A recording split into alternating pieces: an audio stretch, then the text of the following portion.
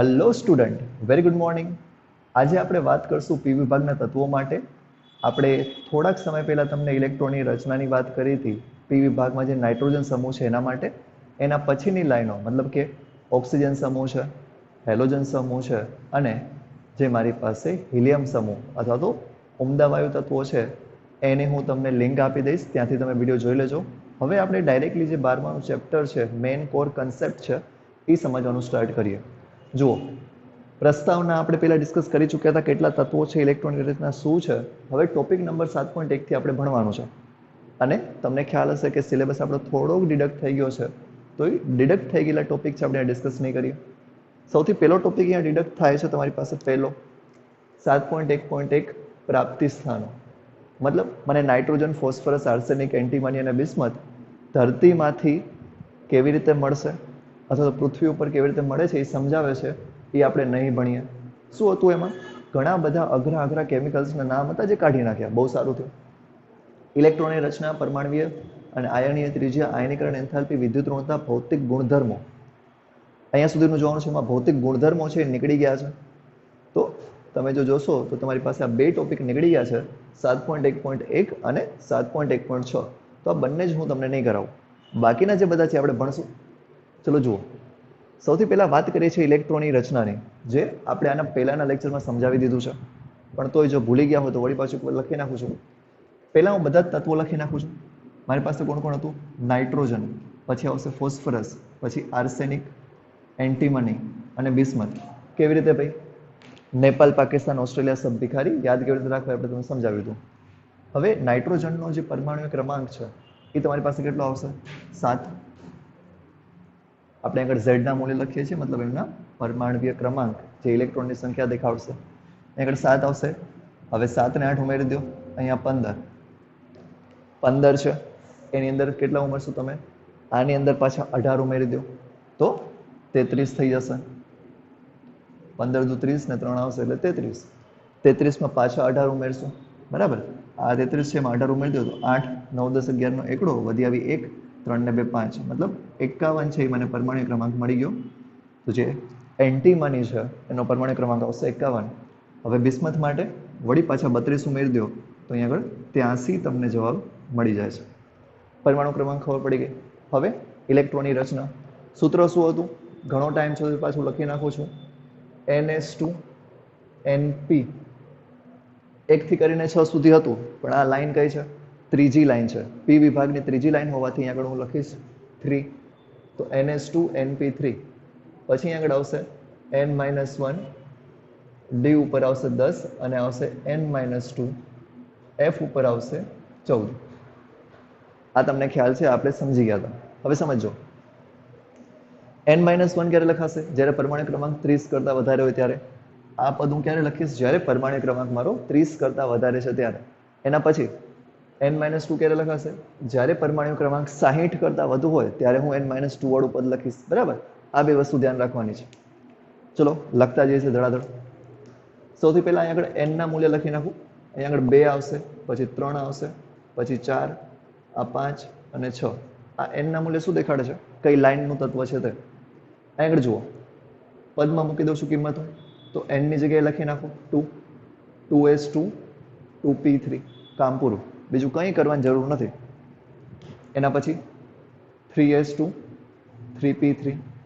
પછી કરશો 4s2, 4p3. હવે જો અહીંયા આગળ 30 કરતા વધી ગયો પરમાણુ ક્રમાંક, એટલા માટે હું D વાળું પદ પણ લખીશ. તો આવશે 3d10. પછી આવશે 5s2, 5p3. અને પછી આવશે મારી પાસે અહીંયા આગળ 4d10. ઠીક છે. હજી એના નીચે લખવું હોય મારે તો આવશે આગળ 6s2, 6p3, 5d10 ને 4f14. ઠીક છે. હવે બધાની આગળ ઇલેક્ટ્રોનની સંખ્યા સરખી કરવા માટે હું ઉમદા વાયુ લખી નાખીશ. હિના, નેહા ઓર કરીના વાળી લાઈન ઉપરથી. ત્યાં આગળ આવશે હિલિયમ, પછી નિયોન, આર્ગન, ક્રિપ્ટન અને છેલ્લે આવશે ઝેનોન. XC તરીકે ઝેનોન દેખાડી દેશું. આ વાત શેની થઈ ગઈ ભાઈ? ઇલેક્ટ્રોનની રચના, બરાબર? તો આ ઇલેક્ટ્રોનની રચના તમને 15મા સમૂહની આવડવી જોઈએ. આપણે શીખી ગયા હતા, તો હવે આટલું રાખીએ છીએ. હવે જુઓ, હવે ભણશું પરમાણુ અને આયનીય ત્રિજ્યા. ધ્યાન રાખજો, એક જ મિનિટ. ચલો બાળકો જુઓ, આપણે તમને 11માં શીખવાડ્યું હતું કે આવૃત કોષ્ટકની અંદર પરમાણુ ત્રિજ્યામાં ફરક કેવી રીતે પડે છે. ફરી એક વખત લખી નાખું છું. આ માની લો કે તમારી પાસે આવૃત કોષ્ટક છે. તો આવૃત કોષ્ટકમાં થશે શું, ડાબીથી જમણી બાજુ જેમ જેમ તમે જશો પરમાણુય કદ છે એ સતત ઘટતું જશે. બરાબર, ડાબીથી જમણી બાજુ જાઓ એમ કદ છે એ ઘટતું જાય છે. ઉપરથી નીચે આવશો તો કદ વધશે, વધતું જશે. હવે આપણે વાત કોની કરીએ છીએ, 15મા સમૂહની. મતલબ નાઇટ્રોજન ઉપર હશે જે સાવ નાનો હશે, પછી આવશે ફોસ્ફરસ જે મોટો હશે, તો ફોસ્ફરસનું કદ થોડુંક મોટું, પછી આવશે આર્સેનિક જેનું કદ વધારે, પછી આવશે એન્ટીમની એનું બહુ વધારે, અને બિસ્મથ છે એ સૌથી મોટો હશે, બધા કરતાં વધારે હશે. તો કદનો ક્રમ થઈ ગયો. સાવ સિમ્પલ છે. નાઇટ્રોજન છે એનામાં ઇલેક્ટ્રોન બહારનો છે દૂર રહેલો હશે, અને જે બિસ્મથ છે એનામાં તો ખૂબ જ દૂર રહેલો હશે. આ વાત થઈ ગઈ આપણી પાસે પરમાણુય ત્રિજ્યાની કે કદની. હવે જુઓ, નેક્સ્ટ આવે છે આપણી પાસે આયનીકરણ એન્થાલ્પી. પહેલા આયનીકરણ એન્થાલ્પીનો મતલબ સમજી લઈએ અને પછી એનો ક્રમ સમજશું. ચલો સમજો. હવે આપણી પાસે ટોપિક છે આયનીકરણ એન્થાલ્પી. આયનીકરણ એન્થાલ્પી એટલે શું, કોઈ પણ તત્વમાંથી સૌથી બહારનો ઇલેક્ટ્રોન કાઢી નાખવો. કેવી રીતે, ગરમ કરીને. ઉદાહરણ તરીકે જુઓ, મારી પાસે એ નામનું તત્વ હતું, એની આજુબાજુમાં એક ઇલેક્ટ્રોન ફરે છે. હવે હું એ નામના તત્વને ગરમ કરતો રહીશ. જેમ જેમ ગરમ કરું છું એમ એની ઉર્જા વધશે. ઉર્જા વધે છે એટલે ઇલેક્ટ્રોનની પણ વધશે. ઇલેક્ટ્રોનની ઉર્જા વધે ત્યારે એ બહારની કક્ષકમાં જાય. બરાબર, જેમ નજીક હોય એમ ઉર્જા ઓછી હોય, જેવી ઉર્જા વધે છે એ બહારની કક્ષકમાં જશે. હજી ગરમ કરો છો, હજી બહારની કક્ષકમાં ગયો. એમ કરતાં કરતાં તમે સખત ગરમ કરી નાખો તો એ બધી કક્ષકો મૂકી અને અનંત અંતરે જતો રહેશે. ક્યાં જતો રહે છે, અનંત અંતરે. અનંત અંતરનો મતલબ શું, આ જે કેન્દ્રીય ધન વીજભાર છે, કેન્દ્રમાં જે પોઝિટિવ ચાર્જ છે એની જેટલી લિમિટ હોય એની બહાર જાય એટલે અનંત અંતર. માની લો કે આ કેન્દ્રીય વીજભાર છે અને એની લિમિટ છે 2 સેન્ટીમીટર સુધીની, કે જો 2 સેન્ટીમીટર સુધી તત્વ હોય તેના ઉપર એનો વીજભાર લાગુ પડશે, તો આ જો 2.1 સેન્ટીમીટરે પણ જતો રહે ને ઇલેક્ટ્રોન, તો આપણે કહેશું કે એનું આયનીકરણ થઈ ગયું. બરાબર. હરી ફરીને વાત શું છે, ગરમ કરવાનો છે, ગરમ કરીને ઇલેક્ટ્રોન કાઢી નાખવાનો છે, પણ આખી પ્રક્રિયા છે આપણે ખુલ્લા વાતાવરણમાં કરશું, ખુલ્લા પાત્રમાં કરશું. મતલબ જે વાતાવરણનું દબાણ હશે, એટલે કે 1 એટમોસ્ફિયર, એ દબાણ છે અહીંયા આગળ પણ લાગુ પડશે, તો આપણે એમ કહીએ છીએ અચળ દબાણે ઉષ્મા આપી અને ઇલેક્ટ્રોન કાઢી નાખો, એ પ્રક્રિયાને કહેવાશે આયનીકરણ એન્થાલ્પી. ઠીક છે, ચલો જોઈએ. હવે આયનીકરણ એન્થાલ્પી કોના ઉપર આધાર રાખે, કદ ઉપર આધાર રાખે. હું તમને બે વાત સમજાવું. એક નાઇટ્રોજનની વાત કરું, જે પરમાણુ નાનો છે, અહીંયા આગળ ઇલેક્ટ્રોન છે. બીજો મારી પાસે ફોસ્ફરસ છે, જેનો પરમાણુ મોટો છે, ઇલેક્ટ્રોન થોડો દૂર છે. હવે સમજો, પહેલામાં અંતર ઓછું છે નાઇટ્રોજન અને ઇલેક્ટ્રોન વચ્ચે, તો પહેલાથી આકર્ષણ બળ ઓછું હશે. જ્યારે બીજા કેસમાં જુઓ, ઇલેક્ટ્રોન અને અહીંયા પ્રોટોન વચ્ચે જે અંતર છે એ વધારે છે, તો આકર્ષણ પહેલાથી ઓછું હશે. મતલબ અહીંયા આગળ કહી શકાશે પ્રબળ આકર્ષણ, અહીંયા કહેવાશે નિર્બળ આકર્ષણ. જેની અંદર પહેલાથી પ્રબળ આકર્ષણ છે એને તમારે વધારે ગરમ કરવું પડે, ખૂબ જ ઉર્જા આપવી પડે, ત્યારે એ ઇલેક્ટ્રોન ગુમાવશે. તો હું નાઇટ્રોજનને સખત ગરમ કરીશ ત્યારે આ ઇલેક્ટ્રોન ગુમાવશે, જ્યારે ફોસ્ફરસને થોડુંક ગરમ કરીશ એમાં ઇલેક્ટ્રોન ગુમાવી દેશે. તો મને સમજણ શું પડી, નાઇટ્રોજનની આયનીકરણ એન્થાલ્પી વધારે છે, ફોસ્ફરસની આયનીકરણ એન્થાલ્પી ઓછી છે. તો આપણે શું સમજશું, જેની કદ નાનું છે એની આયનીકરણ એન્થાલ્પી વધારે, જેનું કદ મોટું છે એની આયનીકરણ એન્થાલ્પી ઓછી. તમને કદનો એક ક્રમ તો ખબર જ છે, થોડીક વાર પહેલા જોયું તો આપણે. એનાથી ઠીક વ્યસ્ત કરી નાખો, એ તમારી પાસે બની જશે આયનીકરણ એન્થાલ્પીનો ક્રમ. બરાબર, હું લખી નાખું છું તો એ તે.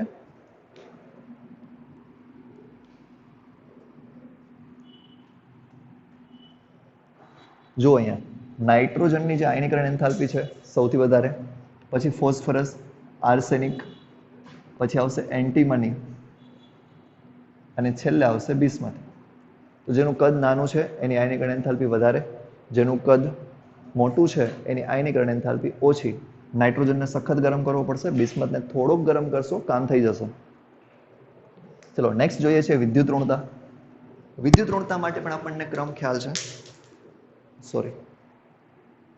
વિદ્યુત ઋણતા માટે આપણને ક્રમ ખ્યાલ છે કે તમારી પાસે જે નાના તત્વો છે એમની વિદ્યુત ઋણતા ઊંચી હશે.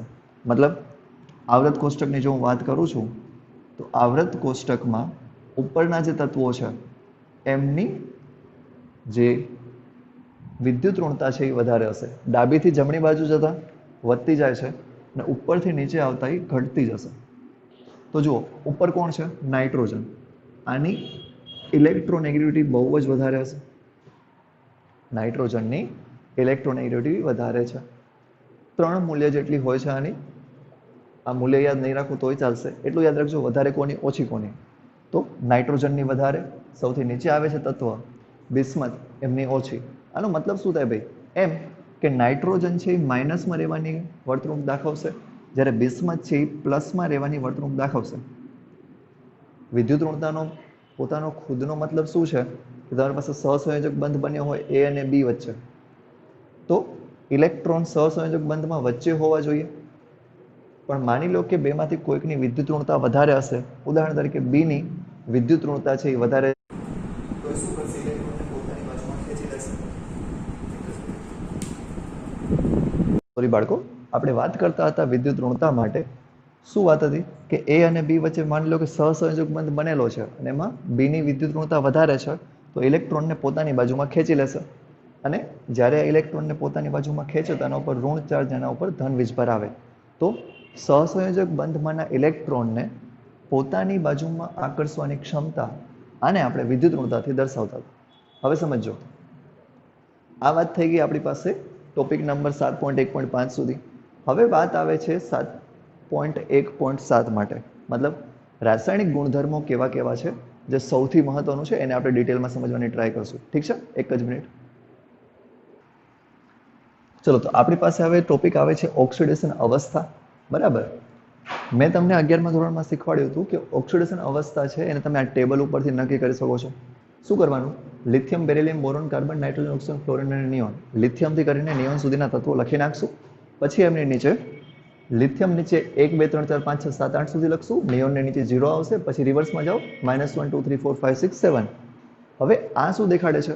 આ આખી લાઈનના તત્વોનો ઓક્સિડેશન આંક દર્શાવે છે. મતલબ મારી પાસે જો લિથિયમની વાત કરું તો એનો ઓક્સિડેશન નંબર 1 હશે.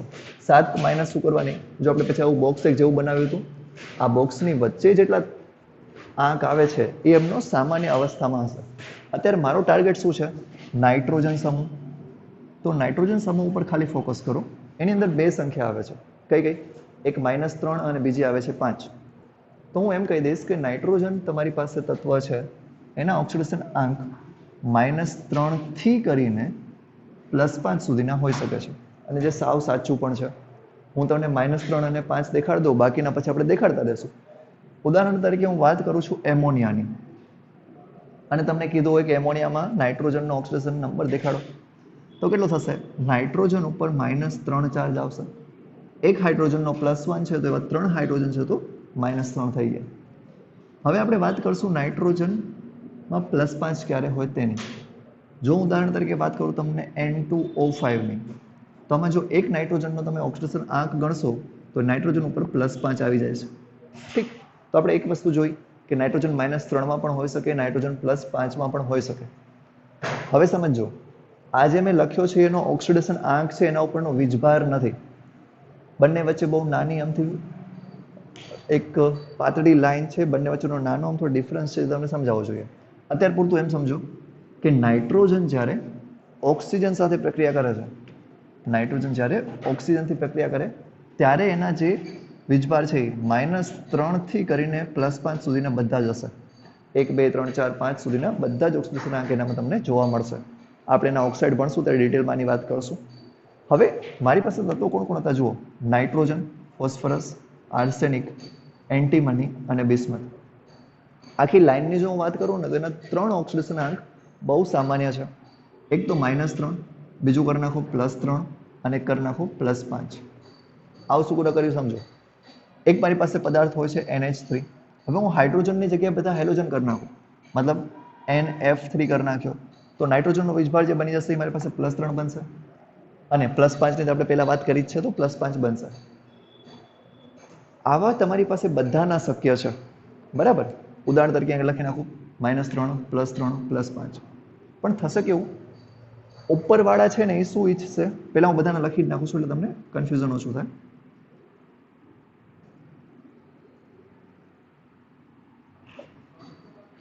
હવે ધ્યાનથી સમજો, આના કન્સેપ્ટ પૂછાતા હોય છે. ઉપરવાળું જે તત્વ છે એને હું અધાતુ કહું છું સામાન્ય રીતે, ઠીક. નીચેવાળું મારી પાસે જે તત્વ છે મતલબ કે બિસ્મથ, એને હું ધાતુ કહી શકું છું. આપણને ખબર છે કે ઉપરથી નીચે આવો એમ ધાત્વીય ગુણધર્મ વધશે અને અધાત્વીય ગુણધર્મ ઘટશે. તો ઉપરવાળા તત્વો મારી પાસે ધાતુ જેવો ગુણધર્મ દેખાડશે, નીચેવાળા તત્વો મારી પાસે અધાતુ જેવો ગુણધર્મ ઉપર અધાતુ નીચે ધાતુ. હવે સમજો, વચ્ચેવાળા તત્વો છે એ શું દેખાડશે?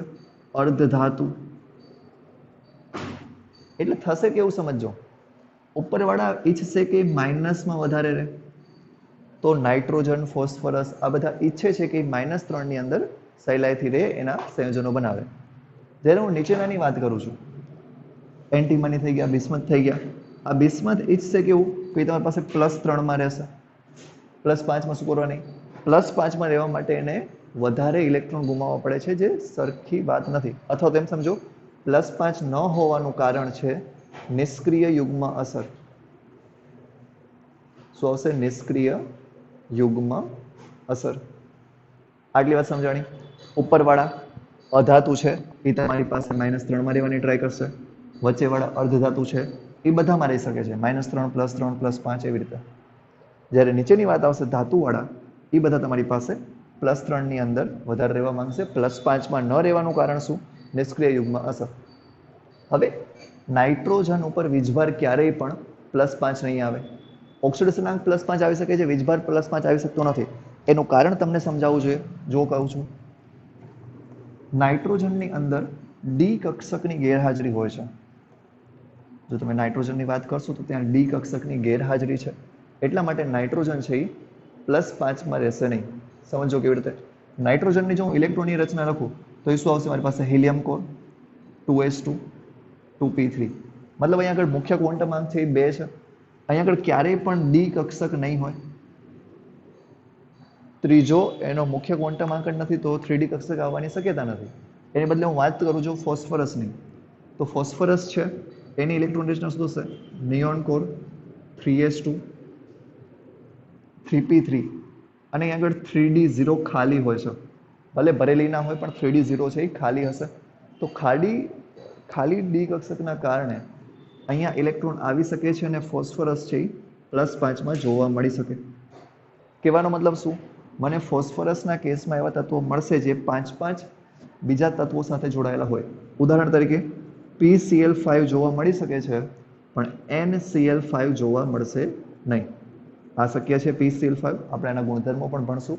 પણ નાઇટ્રોજન છે એ પેન્ટાહેલાઇડ સંયોજનો નહીં બનાવે. ધ્યાન રાખજો, ઓક્સિજન સાથે આને જોડાવવું હોય તો એ N2O5 જોડાશે. 2 નાઇટ્રોજન ભેગા મળીને 5 ઓક્સિજન સાથે જોડાઈ શકે છે. એવી રીતે આગળ ઓક્સિડેશન આંક છે એ +5 આવશે, પણ એના જે સહસંયોજકતા છે કે સંયોજન બંધ બનાવવાની વાત છે એ 5 બનાવી શકશે નહીં. કારણ શું? ડી વિભાગની ગેરહાજરી, ડી કક્ષકની ગેરહાજરી. તો ઓક્સિડેશન અવસ્થા ક્લિયર થઈ ગઈ, કેટલી શક્ય છે અને પ્લસમાં કોણ રહેશે, માઇનસમાં કોણ રહેશે એ જોવાનું છે. ધાતુ હશે એને આપણે પોઝિટિવમાં રાખશું, અધાતુ છે એને નેગેટિવમાં રાખશું. આ વાત થઈ ગઈ મારી પાસે ઓક્સિડેશન અવસ્થાની. હવે મારે અલગ અલગ પદાર્થ સાથેના એના ગુણધર્મો આવે છે. મારે શું કરવાનું છે? એના ગુણધર્મો ચેક કરવાના છે. હાઇડ્રોજન સાથે કેવા ગુણધર્મ આવશે, ઓક્સિજન સાથે કેવા આવશે, એ બધા વસ્તુ. ઠીક છે, તો હું આગળ લખી નાખું છું. ઓક્સિજન સાથેની વર્તણૂક જોશું, હાઇડ્રોજન સાથેની જોશું આપણે, પછી એના માટે હેલોજન સાથે પ્રક્રિયા કેવી થાય છે એ જોશું, અને છેલ્લે આપણે વાત કરશું કે આ જો ધાતુ સાથે જોડાય છે તો કેવા પદાર્થો બનાવશે. તો આપણે હવે શું ભણવાનું છે? ઓક્સિજન સાથે પ્રતિક્રિયાત્મકતા, હાઇડ્રોજન સાથે, હેલોજન સાથે અને ધાતુ સાથે. સમજો, પહેલા પ્રક્રિયા કરાવી નાખો. માની લો કે નાઇટ્રોજન અને ઓક્સિજન આ બંનેની પ્રક્રિયા થાય તો શું થશે? નાઇટ્રોજન અને હાઇડ્રોજનની પ્રક્રિયા કરાવો તો શું થાય? નાઇટ્રોજન અને F2 ની પ્રક્રિયા કરાવશો હેલોજનની તો શું થશે? X2 નો મતલબ છે ફ્લોરિન, ક્લોરિન, બ્રોમિન, આયોડિન. અને ધાતુ સાથે પ્રક્રિયા કરાવો છો તો શું થાય છે? પહેલા આપણે ખાલી નાઇટ્રોજનની કરીએ, એવી જ રીતે તમે બીજા બધા તત્વોની, ફોસ્ફરસની બધાની કરી શકો છો. અહીંયા આગળ સમજો કેટલા બધા પદાર્થો બને છે. NO બની શકશે, NO2 બની શકશે, N2O3 બનશે, N2O4 બનશે અને N2O5 બનશે. કહેવાનો મતલબ જ્યારે નાઇટ્રોજન ઓક્સિજન સાથે જોડાય છે ત્યારે ઘણા બધા પદાર્થો બનાવે છે. અહીંયા વાત કરું તો અહીંયા આગળ NH3 બનશે, એમોનિયા. હેબર પદ્ધતિથી એમોનિયા બને છે. જોવાનું શું હોય, નાઇટ્રોજનની સંયોજકતા છે -3 છે, હાઇડ્રોજનની છે +1 છે. ક્રોસ મલ્ટીપ્લાય કરી નાખો, જવાબ આવી જશે NH3. નાઇટ્રોજન અને ફ્લોરિન જોડાવે ત્યારે NF3 બની જશે. ફ્લોરિનની આવશે -1, અહીંયા આગળ આવશે +3. પદાર્થ તમારી પાસે NF3 બની ગયો. હવે વાત આવે છે નાઇટ્રોજન અને ધાતુ માટે. એક નાઇટ્રોજન ધાતુ સાથે જોડાય તો નાઇટ્રોજન ઉપર -3 આવશે. માની લો કે ધાતુ ઉપર +2 છે, અહીંયા કાંઈ પણ હોઈ શકે છે, આપણે અત્યારે માન્યું છે કે +2 છે, ત્યારે પણ ક્રોસ મલ્ટીપ્લાય કરી નાખો, જવાબ છે M2N3 આવશે. ઠીક છે, તો આ મારી પાસે અલગ અલગ પ્રકારની જે નિપજો બને છે એની વાત હતી. હવે આ નિપજો સિવાય તમને ખ્યાલ હોવો જોઈએ કે એમના ગુણધર્મો કેવા હશે. સૌથી પહેલા હું ઓક્સિજનથી ચાલુ કરું છું, પછી આપણે એક પછી એક બધા ભણશું. આપણે વાત કરતા હતા ઓક્સાઇડ સંયોજનોની, એને જોઈએ છીએ. હવે જુઓ, હું બધાના ઓક્સાઇડ બનાવી નાખું અને સામાન્ય જે છે મારી પાસે, માની લો કે નાઇટ્રોજનનો વીજભાર છે -3 છે, સોરી +3, અને ઓક્સિજનનો છે -2. બંનેનો પદાર્થ બનાવશો તો કેવો બને છે? N2O3. તો આવા બધાના શક્ય છે, મતલબ ફોસ્ફરસ, આર્સેનિક, એન્ટીમની, બિસ્મથ, હું બધા બનાવી નાખું છું. નાઇટ્રોજન પછી બનાવી નાખ્યો P2O3, પછી આર્સેનિક માટે AS2O3, મારી પાસે જે બિસ્મથ આવશે, એન્ટીમની આવશે AS2, Sb2O3 અને છેલ્લે Bi2O3. હવે એના ગુણધર્મો ખબર પડવી જોઈએ, ધ્યાનથી સમજો. ઉપર જે મારી પાસે છે એને કહેવાશે અધાતુ. નાઇટ્રોજનની વાત કરું છું, નાઇટ્રોજન શું છે? અધાતુ. બિસ્મથની હું જો વાત કરું સૌથી છેલ્લે છે, એ મારી પાસે આવશે ધાતુ. આ બે વાત સમજાણી. ઉપરના જે તત્વો છે એને અધાતુ કહેવાશે, નીચેના છે એને ધાતુ કહેવાશે, વચ્ચેવાળા છે એને કહેવાશે અર્ધધાતુ. હવે ધ્યાનથી સમજો. આપણને ખ્યાલ છે 10મા ધોરણમાં તમે શીખ્યા હતા, 11મામાં ભણ્યા છીએ કે ધાતુના ઓક્સાઇડ હોય બેઝિક હોય, બરાબર. ઉદાહરણ તરીકે તમને એમ કીધું હોય કે સોડિયમ ઓક્સાઇડ Na2O, તો આનો ગુણધર્મ કેવો હશે? બેઝિક. કેમ બેઝિક? કેમ કે આ ધાતુ છે ને એનો ઓક્સાઇડ એટલે કે બેઝિક. તો નીચેવાળો ધાતુ છે એનો ઓક્સાઇડ આવશે, આને હું કહી નાખીશ કે બેઝિક. જો સારા શબ્દોમાં કેવું હોય તો આને એમ કહી દો તમે કે વીકલી બેઝિક, બરાબર, અથવા તો નિર્બળ બેઝ છે. ઉપરની વાત કરું, અધાતુ છે, અધાતુનો ઓક્સાઇડ છે એટલે માટે શું બનશે? એસિડિક. તો આ મારી પાસે એસિડ બનશે. અને સારી રીતે કહેવું હોય તો પ્રબળ એસિડિક કહી દો. ખબર શું પડી? ઉપરના જે ઓક્સાઇડ બનશે નાઇટ્રોજનના, એ બધા બનશે એસિડિક. નીચેના જે ઓક્સાઇડ બન્યા, જે મારી પાસે ધાતુના ઓક્સાઇડ છે, એ બને છે નિર્બળ બેઝિક. તો વચ્ચેના તમે સમજાવી શકો છો. આને ખાલી એસિડિક કહી દો, આને તમે ઉભય ગુણધર્મી કહી દો. અર્ધ ધાતુ માટે આવશે ઉભય ગુણધર્મી. અહીંયા આગળ વાત કરશું તો આ તમારી પાસે તટસ્થ જેવો કહી દો, તો એસિડિક કહી દો, જે ખૂબ નિર્બળ એસિડિક છે. અને છેલ્લે તમારી પાસે છે એ એસિડિક આવી જશે, બરાબર. તો આ વાત હતી એમના ગુણધર્મોની.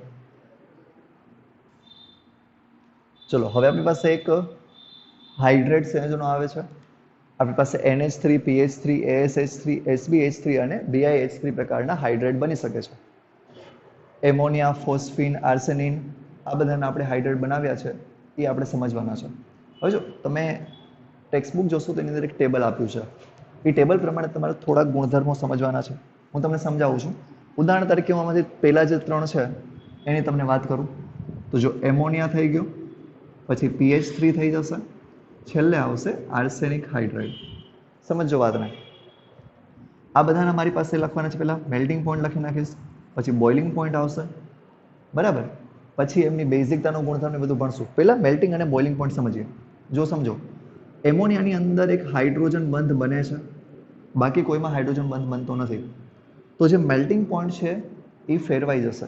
જો સામાન્ય રીતે ઉત્કલન બિંદુ કે ગલન બિંદુ કોના ઉપર આધાર રાખે? એમનું વજન કેટલું છે એના ઉપર. વજન વધારે હશે તો વાન્ડરવાલ્સ બળ વધારે લાગશે, વાન્ડરવાલ્સ બળ વધારે હશે તો એમનું જે ઉત્કલન બિંદુ ગલન બિંદુ છે એ વધી જશે.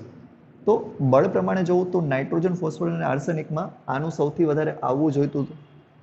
આર્સેનિક હાઇડ્રેટનો જે ઉત્કલન બિંદુ છે, ગલન બિંદુ છે, એ સૌથી વધારે હોવું જોઈતું હતું.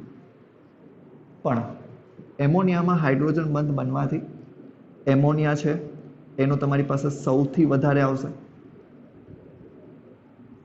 સૌથી ઓછું છે એ ફોસ્ફીનનું આવશે. સૌથી વધારે કોનું? એમોનિયાનું. સૌથી ઓછું કોનું? ફોસ્ફીનનું. આર્સેનિક હાઇડ્રેટનું વચ્ચેનું આવશે.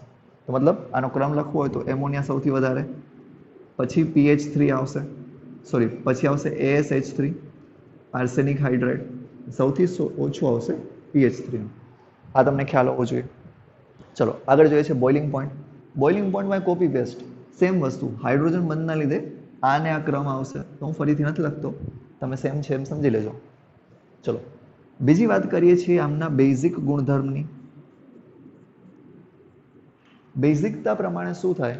જે ઇલેક્ટ્રોન પેર સરળતાથી ગુમાવે છે એમનો બેઝિક ગુણધર્મ વધારે હશે. હવે જુઓ, એમોનિયા અને PH3 બંનેમાં સમજાવી લેવું પહેલા. એમોનિયાનું કદ નાનું છે એટલા માટે એની જે લોન પેર હશે એ નાના ભાગમાં રહેલી હશે. અથવા તો હું કહી દઉં કે આ 2p કક્ષકમાં એમની જે અબંધકારક ઇલેક્ટ્રોન યુગ્મ છે એ છે. જ્યારે PH3 ની વાત કરું તો એનું કદ મોટું છે. PH3 નું કદ મોટું હોવાથી એની જે કક્ષક છે એ પણ મોટી હશે. કક્ષક મોટી હોવાથી આ તમારી પાસે 3p કક્ષકમાં રહેશે. ઇલેક્ટ્રોન બધા દૂર દૂર વહેંચાયેલા છે. તો અહીંયા આગળથી ઇલેક્ટ્રોનનું દાન થઈ શકશે નહીં. સમજો ધ્યાનથી, PH3 ની અંદર ઇલેક્ટ્રોન સરળતાથી દાન થઈ શકતા નથી. એટલા માટે આની બેઝિકતા છે ઓછી હશે, એમોનિયાની વધારે. તો આ બંનેમાંથી એમોનિયા છે એ વધારે બેઝિક હશે. આ વાત તમને સમજાવવી જોઈએ. તો આ વાત હતી આપણી પાસે હાઇડ્રાઇડની. બીજા ગુણધર્મો છે એ પણ તમે ટેબલમાંથી જોઈ શકો છો. એમાં કંઈ ન સમજાય તો કહેજો, એ બધા સરળ છે. એક ગુણધર્મ આપ્યો છે આમના ખૂણાનો અને બીજો આપ્યો છે એમની બંધ લંબાઈનો. હવે આ બંધ નાનો છે તો બંધ લંબાઈ નાની છે, અહીંયા બંધ મોટો મોટો મોટો થતો જશે, કદ પ્રમાણે થઈ જશે. હવે જેટલો મોટો બંધ હશે એટલો સરળતાથી તૂટશે. તો સૌથી મોટો બંધ કોનો છે? બિસ્મથનો. બિસ્મથનો આટલો મોટો બંધ હોય તો સરળતાથી બ્રેક થઈ જાય. બરાબર, એટલું જ છે. ચલો હવે છેલ્લા બે ગુણધર્મો આપણે જોવાના છે. એક આવે છે હેલાઇડ સાથે પ્રક્રિયા અને છેલ્લે આવે છે ધાતુ સાથેની પ્રક્રિયા. આપણે જોશું કે નાઇટ્રોજન સમૂહના તત્વો જો હેલાઇડ સાથે પ્રક્રિયા કરે છે તો શું નિપજ મળશે, અને જો એ ધાતુ સાથે પ્રક્રિયા કરશે તો શું નિપજ મળશે. હવે સમજો, નાઇટ્રોજનની કે નાઇટ્રોજન સમૂહની જે વેલેન્સી છે, આને હું E તરીકે દેખાડી દઉં સિમ્બોલને, ત્યાં આગળ એક તો +3 હોઈ શકે છે અથવા તો +5 હોઈ શકે છે. તો એના જે સંયોજનો બનશે એ પણ આવા જ બનશે. મતલબ EX3 અને EX5 આ બે પ્રકારના સંયોજનો મને મળશે. હવે ધ્યાનથી સમજો, EX3 છે એ મારી પાસે નાઇટ્રોજનના તો નહીં મળી શકે. કેમ નહીં મળી શકે? આમાં D કક્ષકની ગેરહાજરી છે.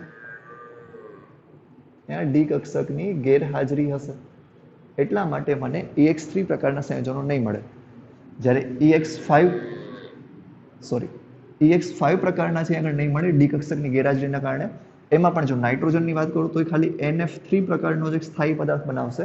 આના NCl3 NBr3 એ કોઈ સ્થાયી નથી. બાકી EX5 તો બનાવશે જ નહીં. ક્યારેય પણ તમને નાઇટ્રોજનમાં Cl5 લાગી ગયા, NF5 લાગી ગયા, આવું બનતું જોવા મળશે નહીં. એવું કોનામાં બનશે? બાકી બધા જે તત્વો છે એનામાં. મને ફોસ્ફરસની અંદર જોવા મળશે, ત્યાં આગળ PCl5 બને છે. ફોસ્ફરસમાં PCl3 પણ જોવા મળશે.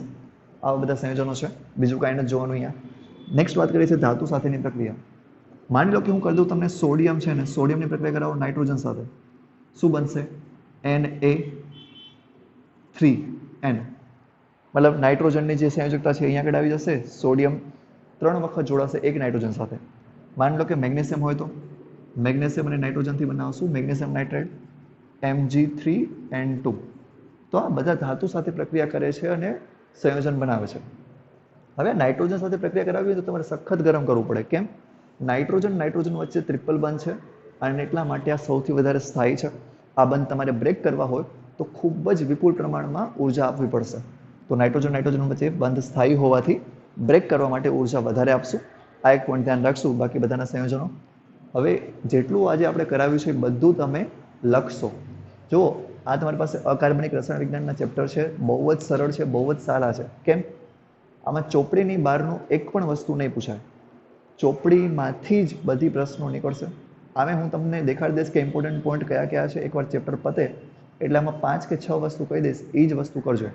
પણ જ્યાં સુધી ચેપ્ટર ચાલે છે જેટલા ટોપિક આપણે કરાવે છે એ રોજે રોજ તમે ચોપડીમાંથી ડિટ્ટો કોપી પેસ્ટ કરીને લખશો અને મોકલાવશો વોટ્સઅપમાં, બરાબર? તો આજે તમારે કેટલું મોકલાવવાનું છે? 7.1 આખો મોકલાવજો. એમાં જે ડિલીટ થઈ ગયેલા ટોપિક છે એ નહીં મોકલાવો તો ચાલશે, બાકી બધા લખી અને મોકલાવી દેજો. ભેગું ભેગું લખશો તો યાદ રહેશે, બાકી થોડુંક તકલીફ છે, બરાબર? તો આજે આટલું રાખીએ છીએ, કાલે આપણે જોશું 7.2. થેન્ક યુ સો મચ, મળીએ છીએ નેક્સ્ટ ક્લાસમાં.